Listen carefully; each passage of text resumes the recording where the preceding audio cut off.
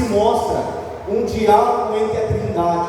Aqui a Trindade no céu está com um desejo no seu coração de falar com o povo, de falar com alguém. E então ele conversa a Trindade, faz esse seguinte questionamento na presença do profeta Isaías. Depois disso, ouvi a voz do Senhor que dizia: a quem enviarei e a quem há de por nós? Então Isaías diz assim: disse eu, eis-me aqui, envia-me a mim. Aqui se revela a sétima forma a qual Deus usa para falar com o ser humano. Deus usa a tua vida, Deus usa a minha vida, Deus usa você. Mas aqui nós não estamos falando de dons espirituais, nós não estamos falando aqui de palavra, de Bíblia, não. Nós estamos falando aqui de pessoas, nós estamos falando aqui de Deus estar usando o ser humano na sua essência humana para falar com outro ser humano. Talvez você está se perguntando aí no banco, no seu coração: como podemos ser instrumentos para Deus falar com outras pessoas através de nós? É simples, através de pequenos gestos, um ato de você estender a mão ao próximo, entregar um folheto de evangelismo, ajudar um cego ou um idoso, talvez interceder por alguém ou visitar um enfermo, compartilhar aquilo que você tem, talvez um alimento, uma roupa, um calçado, talvez falar uma palavra de conforto, até mesmo sendo bom de alguma forma e demonstrar através da tua vida a presença de Deus que habita em você. Muitas das vezes nós somos a única Bíblia a qual uma pessoa tem acesso para ler. Às vezes a pessoa não tem intimidade com a palavra, ninguém pregou para ela, mas ela sabe que você é um servo do Senhor, e ela passa a te observar, e através da tua vida, de você, Deus fala com aquela pessoa, se revela para ela, e nasce no coração dela o desejo de conhecer a este Jesus, que transforma a vida, que liberta, que pega o pecador, dá um banho de sangue de misericórdia e coloca em cima do altar para se tornar um pregador da palavra. Então Deus usa você. O porquê que é importante esta sétima forma de Deus falar com o ser humano? Porque nós temos muitas das vezes conosco que Deus só usa quem tem o dom da palavra, que Deus só usa quem tem o dom de revelação, que Deus só usa quem tem o dom de ensinar, que Deus só usa quem tem o dom de profecia. Mas eu quero que nessa noite você entenda que Deus não precisa de muito para usar a tua vida, basta você se colocar na posição para que Deus passe a usar a tua vida para alcançar mais alguém. Nesta noite essa mesma história e esse mesmo diálogo se repete. A Trindade está no céu e está perguntando: a quem enviarei e a quem há de ir por nós? E que nessa noite você possa levantar as suas mãos e dizer: Senhor, eis-me aqui, envia-me a mim. Deus está procurando pessoas simples para ganhar multidões. Deus está dependendo de pequenos gestos que você possa fazer para que almas venham se render aos pés de Cristo. Quem está entendendo, diga amém. Glória a Deus. Então Deus usa você. A sétima forma, nós temos que entender que em todo tempo, no ambiente aonde nós estamos inseridos, por mais simples que nós sejamos, por menos estudo que nós temos, nós ainda somos instrumentos na mão de Deus. Nós temos em nós tesouros em vaso de barro. Esta palavra existe um mistério muito grande, porque com o olhar humano, com a ótica humana, se nós decidimos plantar algo nas nossas casas, nós colocamos no nosso coração de usar uma planta como decoração, e nós saímos pelas lojas procurando qual é o melhor vaso para essa ocasião, qual é o vaso mais bonito, o vaso mais adornado, qual é o vaso que vai ser colocado no ambiente de destaque para aquela finalidade. Com certeza, 99,9% das pessoas que escolheriam os vasos mais bonitos, talvez os mais adornados, mais coloridos, talvez aqueles que têm as curvas que agradam o ambiente onde você vai inserir. Porém, o oleiro, ele faz vasos de honra, vasos que são colocados nas mais altas prateleiras para um fim específico. Mas o mesmo oleiro que investe neste vaso adornado, limpo, das mais altas prateleiras, ele também vai fazer vasos simples de barro, sem adorno. Porque diante do oleiro, cada vaso tem a sua especificidade, cada vaso tem o seu propósito específico. Na época de Jesus, dos profetas, é interessante que existia uma cultura entre os judeus. Quando você entrava na casa dos judeus, ali existiam dezenas de vasos, um mais lindo que o outro, um mais adornado que o outro, alguns com cores de escarlate, pedras preciosas, outros com filetes de ouro, desenhos magníficos.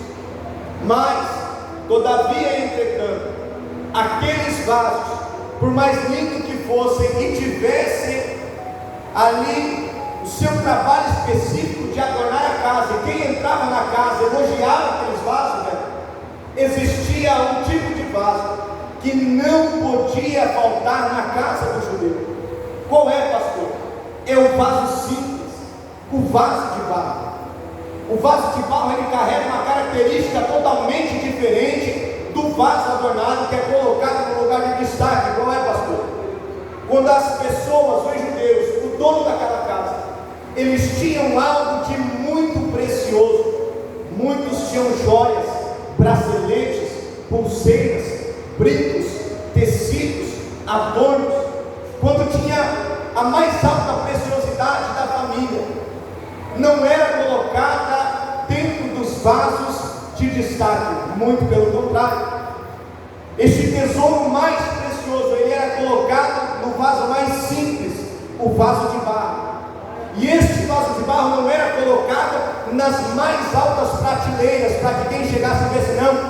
Muitas das vezes, este vaso simples era deixado num canto como se tivesse sido esquecido e jogado. Aquele vaso simples, olhe para mim, preste atenção em mim. Aquele vaso juntava poeira, juntava teia de aranha, ficava no canto da casa. Quem olhava, vinha visitar aquela casa, achava que aquele vaso era só mais um vaso. E quando o ladrão entrava dentro da casa para roubar a casa, ele ia nos vasos mais bonitos, mais adornados, nas mais altas prateleiras. E quando ele passava por aquele vaso de barro sem adorno, ele não via valor naquele barro. Mas mal o inimigo sabia que existia um grande tesouro guardado naquele vaso de barro. É por isso que Paulo vai escrever: há tesouros guardados em vasos de barro. Eu sei que aqui dentro tem pessoas que não pregam, eu sei que aqui dentro tem pessoas que não ensinam, eu sei que aqui dentro tem pessoas que não cantam, não louvam ao Senhor em cima do altar. Mas Deus nesta noite me trouxe para dizer para você que dentro de você há um tesouro imensurável. Talvez você não está como pastor e presbítero Valdinei nas mais altas prateleiras, chamando a atenção de quem chega, mas dentro de você é um tesouro incomensurável. Qual é este tesouro, pastor? É a presença gloriosa do Espírito Santo de Deus, é a habitação do Altíssimo que existe dentro de você. Talvez quem olha para você não te dá valor, talvez até o adversário muitas das vezes olha para você e pensa: quão fraco ele é, quão fraca ela é. Mas Deus está dizendo nesta noite: eis que tenho na minha casa tesouros em vaso de barro, e tenho desejo de usar o que há de precioso em você, para que muitas almas conheçam a minha palavra, para que muitas almas conheçam quem eu sou, através da simplicidade que existe em você, diz o Senhor.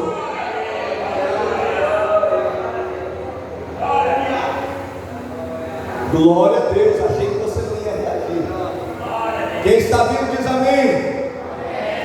Então, através das pequenas coisas, das coisas simples, do socorro pequeno, da pequena atenção, do pequeno cuidado, do pequeno gesto, Deus usa a nossa vida, Deus. Quantas das vezes nós passamos por alguém que está com um carro quebrado, e nós passamos rápido de largo porque estamos com pressa, mas quantas oportunidades dessas Deus coloca em nosso caminho, em nossa frente, para que nós paremos o que estamos fazendo, ajudemos aquela pessoa, e através daquele ato talvez surja um convite para o culto de ensino da palavra. Talvez através daquele ato aquela pessoa está desesperada, talvez estava indo cometer um ato de suicídio, mas o carro quebra. Deus faz com que você pare para dar uma palavra de esperança e mudar a história daquela vida desesperada. Eu quero que você entenda que a sétima forma que Deus usa para falar com o homem é o próprio homem. O homem foi criado, foi feito à imagem e semelhança de Deus. Dentro de nós, Ricardo, existe uma centelha divina.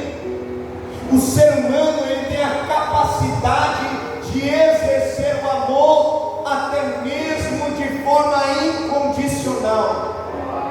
Quando o ser humano está motivado pelo sentimento do amor, tudo é possível. Lembro-me de uma reportagem ao vivo que passou quando eu ainda estava lá no estado do Paraná. Um caminhoneiro sofre um acidente, bate o seu caminhão, o caminhão começa a pegar fogo e aquele homem está preso entre as ferragens. De repente começam vários celulares fazendo filmagens ao vivo, via Telegram, via Instagram, via Facebook, e nessa filmagem aparecia pelo menos 5 homens filmando aquela situação de perigo e calamidade daquele caminhoneiro. 5 homens filmando e não fazendo nada. Mas de repente, no meio daquela transmissão ao vivo, surge uma mulher correndo. Aquela mulher se pendura na porta do caminhão e com os seus punhos ela quebra o vidro da porta do motorista, abre a porta do caminhão e arranca aquele caminhoneiro das ferragens, salva a vida dele, e aquela imagem vai viralizar para o mundo todo. Eu não sei se aquela mulher temia Deus, mas uma coisa eu sei, que o amor estava dentro do seu coração, e o desejo de fazer o próximo também habitava nela. Se isso não for Deus na vida de alguém, eu não sei o que é, porque o adversário, ele vem para tentar te matar, ele vem para destruir a tua família, ele vem para te fazer chorar, mas quem tem a presença de Deus, a vontade de ajudar o próximo, ele abre mão de todas as barreiras, parte para cima e faz aquilo que Deus manda e coloca no seu coração. É este sentimento, Esther, que Deus deseja e procura usar. Nós gostamos de falar que João era o apóstolo do amor. João, ele escreve falando que ele era o discípulo amado que reclinava a cabeça no peito do mestre. É interessante que João, quando fala do amor, ele não vai falar do amor de amigo, ele não vai falar do amor de irmão, ele não vai falar do amor entre casal, mas ele vai falar do amor de Deus, a caridade. Se você pegar as traduções bíblicas, João Ferreira de Almeida, as mais antigas, muitas delas estarão caridade. Um dia isso me chamou a atenção, porque que algumas traduções está escrito amor, e as outras está escrito caridade. Qual é a diferença entre amor e a caridade? E eu fui pesquisar. É interessante que nós temos uma facilidade para dizer que amamos. É tão simples sair esta palavra dos nossos lábios: eu te amo. Meu irmão, se você ama o seu irmão, pega na mão dele, a gente vai e pega. Mas quando a gente vê o próximo caído, aonde está o amor que saiu da nossa boca? Quando nós vemos o irmão, talvez na prática do pecado, aonde está o amor em correr e abraçar a Ele e trazer uma palavra de conforto? Não, nem a paz do Senhor nós damos. Quantas pessoas até hoje não têm força para voltarem a esta casa, porque um dia se afastaram do caminho do Senhor, colocaram uma calça comprida, e quando passou no meio do teu lado, nós viramos o rosto e não nos saudamos com a paz do Senhor. Quantos homossexuais, quantas lésbicas, quantas prostitutas, quantos drogados não vêm na casa do Senhor, porque todos os dias nós ignoramos, passamos de largo, olhamos com um olhar de nojo e não temos o amor para demonstrar. Aonde está o Deus que nós servimos em nossa vida? Aonde está o caráter de Jesus que tem que ser intrínseco, embutido em nós? Aonde está a coesão? Ser coeso naquilo que nós falamos, correto, sincero, íntegro, quando nós falamos que amamos o próximo.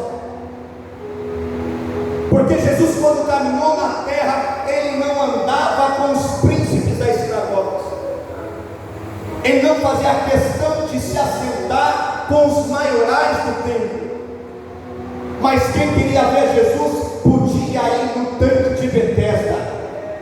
O Jesus que eu conheço, Ele muda a trajetória do seu caminho para ir até um lugar onde tem um poço, que ao meio-dia tinha uma mulher que precisava de uma palavra, e era samaritana, desprezada pelos judeus. Eu conheço um Jesus que, quando estava caminhando entre a multidão alvoroçada louvando a Ele, mas Ele consegue escutar um cego que clamava: Jesus, filho de Davi, tem compaixão de mim. É um Jesus que ignora uma multidão para ir até um cego, Valdinei, e dar atenção a ele. É um Jesus que estava sendo abraçado e ovacionado pela multidão, elogiado pela multidão, mas quando uma pequena mulher toca na orla das suas vestes, Ele para e pergunta: quem me tocou? Aí os discípulos vão dizer: Senhor, a multidão te aperta, todos estão te tocando, mas Ele fala: eu sei que alguém me tocou diferente, porque de mim saiu virtude. E então aquela mulher, ela não consegue se esconder mais, ela diz: Senhor, fui eu que te toquei, eu tinha um fluxo de sangue há muitos anos, mas agora se estancou instantaneamente. É este amor que tem que estar em nós, daquele que nós vamos abraçar os mendigos, daquele que nós vamos pregar o amor, daquele que nós vamos falar e vivenciar o que falamos. Aí eu comecei a entender o que é a caridade. A caridade é o amor em ação. A caridade não é o amor em palavras, mas é quando as palavras se transformam em atitudes. É muito fácil nós dizermos que Jesus é o Deus que multiplica pães e peixes para uma pessoa, mas o difícil é ir lá e dar o alimento para ela. É muito fácil nós dizermos que Deus é o dono do ouro e da prata, mas quando alguém em nosso meio está necessitado, nós pensamos para tirar R$50 do bolso e suprir a necessidade do doente. Mas nós dizemos que amamos, nós dizemos: eis-me aqui, nós dizemos: envia-me a mim, nós dizemos: Senhor, usa-me.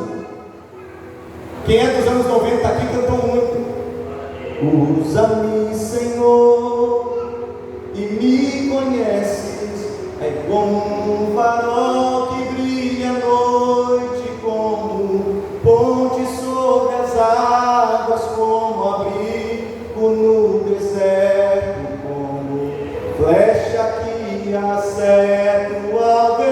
Quero ser usado da maneira que te agrade, qualquer hora. Opa, pera lá, pastor, qualquer hora não. 10 horas da noite eu estou dormindo e não levanto mais da minha cama. Em qualquer hora não, pastor. 3 horas da manhã eu tenho que levantar cedo no outro dia. Misericórdia, pastor. Pastor, vim na igreja para trabalhar 6 horas da manhã. Não, pastor, ficar até mais tarde. Não, não é qualquer hora. Não, tá bom. Então vamos lá. Em qualquer lugar. Como abrigo no deserto, não. Abrigo no deserto é madeira. Todo mundo quer ser. A temperatura no deserto, ela passa de 50 graus durante o dia. Ela vai abaixo de 0 grau no meio da madrugada, no meio da noite. Quem aqui quer ser abrigo em meio ao deserto? Espera lá. Aqui está falando de proteção.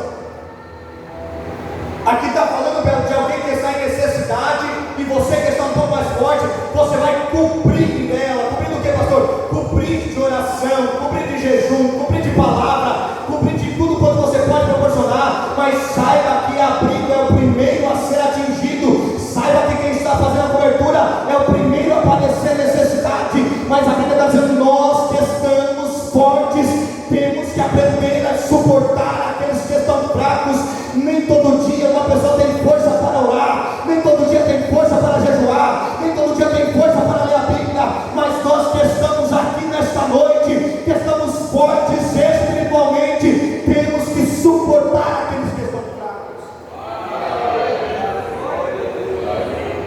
Eu vou usar um exemplo.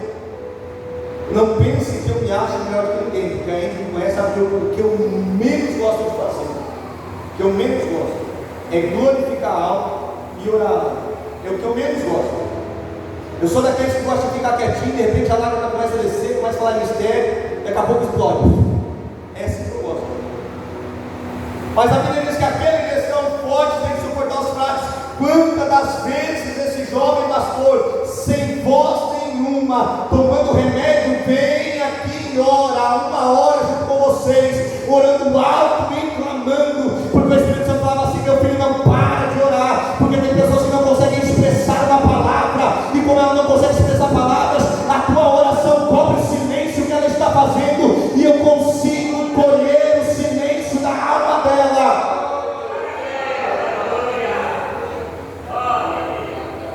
É dessa forma. Deus quer usar você na tua simplicidade. Pastor, eu não sei orar, mas talvez você sabe abraçar.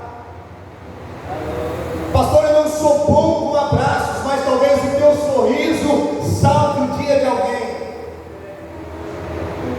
Agora, o que tem de crente com a cara de limão azedo, aqui não, como diz o meu pastor dele lá no Paraná, mas por aí está coalhado.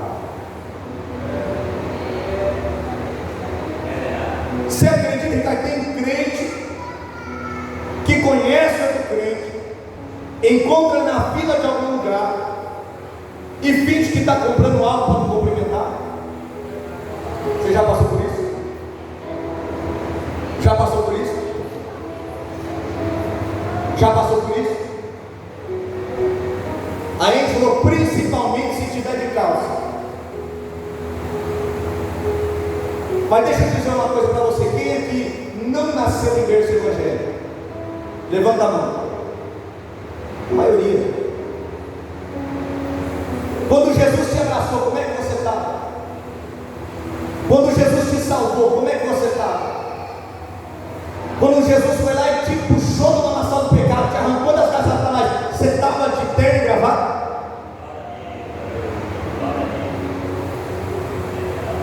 Você estava com o cabelão comprido, arrastando? Nós temos que parar, me permita, irmãos, essa palavra é dura demais, mas temos que parar de ser hipócritas ao ponto de dizer que amamos e não produzimos frutos. O próprio Jesus vai dizer: eu sou a videira verdadeira, e aquele que está em mim frutificará. Mas aquele que não frutificar será cortado e lançado ao fogo. Tem mais: aquele que ocupa a terra inutilmente não pode permanecer. Aquele que está sugando a seiva da planta, aquele que está pegando as qualidades da terra, mas só tem aparência, não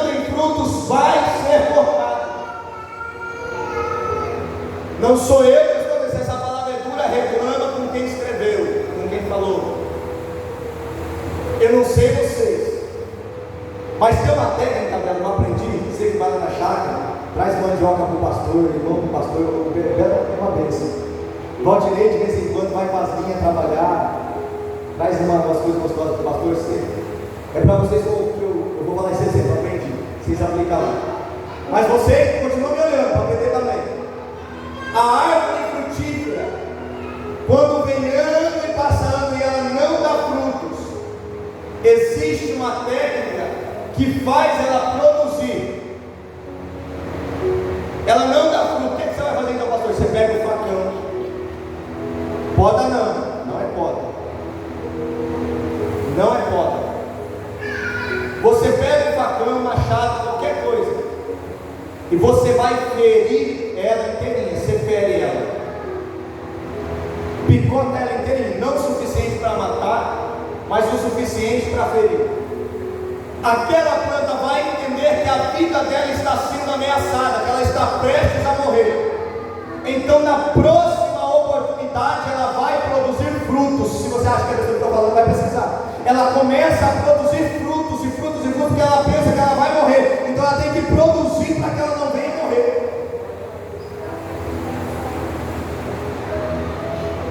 Eu não sei se você recebe esta palavra, mas eu estou pedindo para Deus ferir algumas árvores para que possam voltar a dar frutos ainda neste tempo. Mas eu não estou orando para Deus matar, mas para mandar o recado. Aonde a nossa igreja, o corpo de Cristo, eu e você, nós fomos chamados para ficar dentro de quatro paredes. Onde nós fomos chamados para entrarmos aqui, cultuarmos aqui, irmos para a nossa casa e ser o crente 007. É o agente secreto, o camuflado, ninguém sabe que ele é crente. No trabalho dele ninguém sabe, porque ele não faz questão de falar. Na rua então você não reconhece. E agora eu não estou falando de usos e costumes, estou falando de algo, aquilo que ao homem ele vê de forma inconsciente, que é, pastor, o brilho do Espírito Santo. Eu acredito que aqui tem pessoas que já passaram por essa experiência. Você chega no ambiente, não fala você é crente, a pessoa fala assim: você é crente? Você tem uma cara de crente? Você tem um jeito de crente? Mas, Ricardo, nós fomos nos acostumando com isso.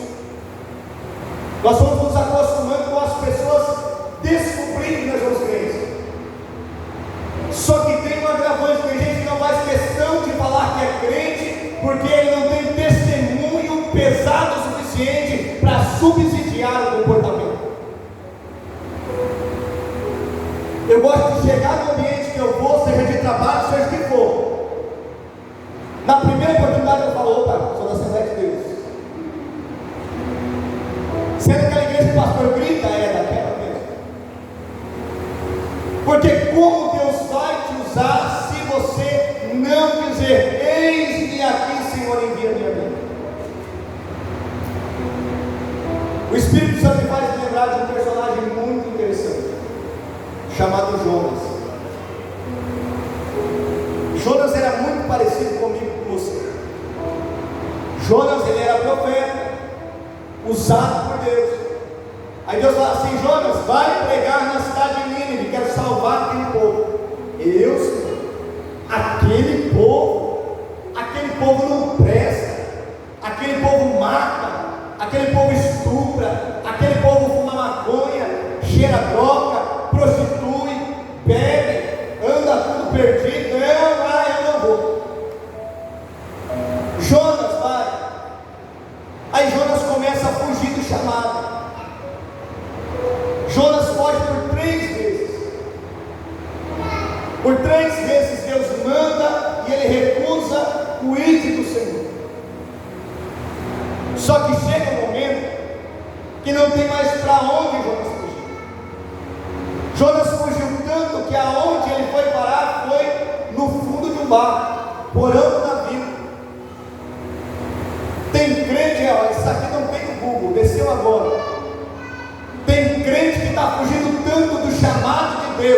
que a vida dele já está tão desgraçada que não tem mais para onde descer, já está no porão, não tem mais para onde fugir. Só que a minha e a tua covardia já está atingindo as pessoas ao nosso redor. A minha e a tua covardia, a minha e a tua ausência, a minha e a sua falta de sensibilidade, falta de amor, falta de presença, falta de força de vontade, já está começando a atingir outras pessoas.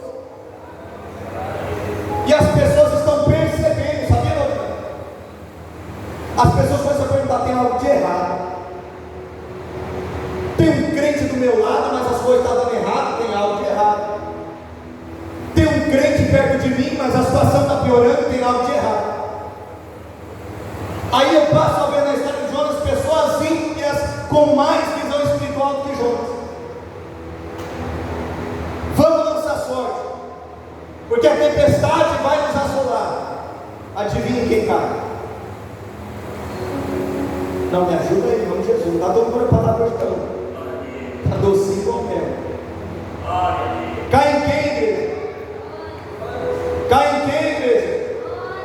Não, eu não vou falar. Cai em quem? Eu vou falar. Não vai ficar até meia-noite. Cai em quem, igreja? Jonas, glória a Deus. Cai nele. Aí o povo vai cata Jonas lá no fundo do porão do barco e joga quem? No mar. Não há nada tão bom que não possa melhorar, mas não há nada tão ruim que não possa piorar. Toma cuidado para a tua vida não piorar, porque você tem fugido do chamado do Senhor. A vontade de